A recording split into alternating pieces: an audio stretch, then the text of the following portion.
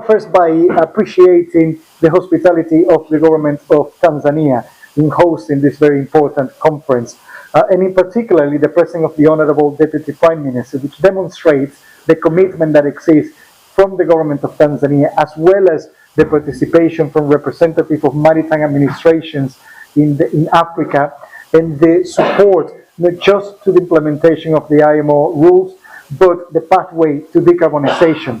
At IMO, we're in the process of developing technical and economic measures that are going to support this transition in order to decarbonize the sector by or around 2050. And there are several opportunities that exist for Africa as a continent. The fact that the natural resources required for this decarbonization transition exists here in abundance provides that opportunity to immediately tap into how the transition can be supported as a supplier, as a provider, and to establish the necessary partnerships.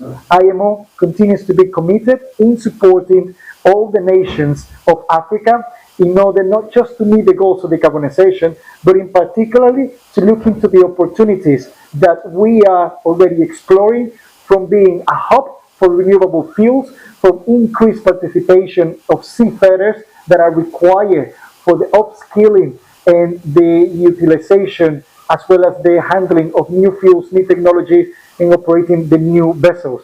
So there's an abundance of opportunities that exist throughout the challenges that we all know that are there, and we are tackling throughout our regulatory process. Okay, this conference will last for 3 days. And what is your expectation as soon as possible after completion of this conference?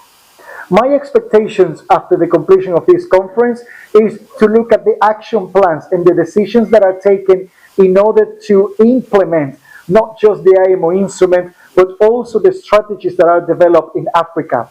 There has been several decisions made in the past, and what I'm encouraging and looking forward to discussing in the future is what are going to be the specific actions that are going to demonstrate the implementation of the instrument, the enhancement of maritime safety, security, and protection of the environment.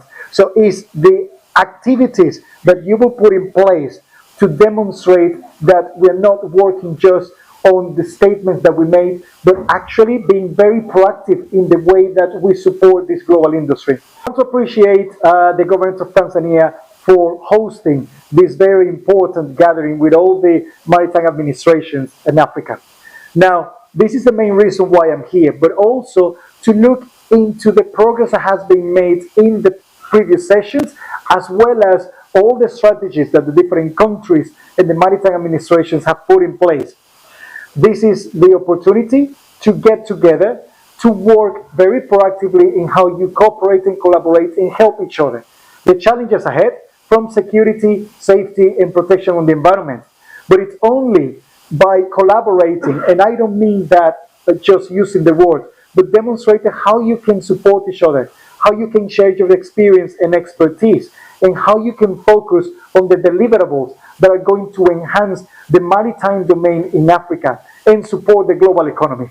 The way that I approach collaboration is beyond just making the statement and asking everyone to do so.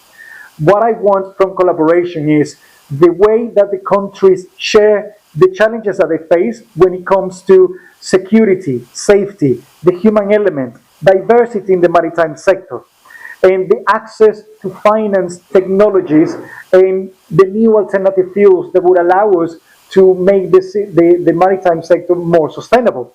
Collaboration also means utilizing the different institutions and associations that exist in Africa. And in that way, you can start creating the network of opportunities.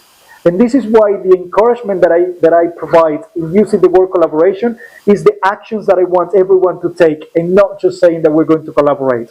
At IMO, we are in the process of developing technical and economic measures to support the transition. We're on track to finalize and adopt it next year, and that is going to provide that support, that financial support to this decarbonization of the maritime sector.